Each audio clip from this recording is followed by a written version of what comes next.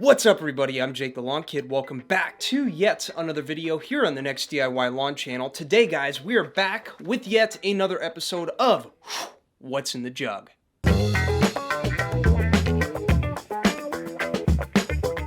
Today we're talking all about the most shined upon product here in the N-Ext line, and that is going to be the N-Ext RGS product. Some of you might be like, RGS, what does that stand for? Well, my friends, that stands for Root Growth Stimulant, and it does exactly what it says. It increases rooting by decreasing stress that may come from the summer heat. It contains active ingredients, humic acid and sea kelp, which aid in spring green up, add more oxygen to the topsoil profile, which results in greater nutrient uptake. As far as application rates go, this product can be applied monthly at 3 ounces per thousand or less frequently at 6 ounces per thousand, such as 2 to 3 times a year, spring and fall, and maybe 1 to 2 times in the summer. Overall, it's a very flexible product. Happy spraying. So that's all I have for you guys today. Hope you guys enjoyed this video. If you did, please leave a like, leave a comment down below. Let me know what your favorite application story is with the RGS product and how it has helped you in your endeavors to having a better lawn.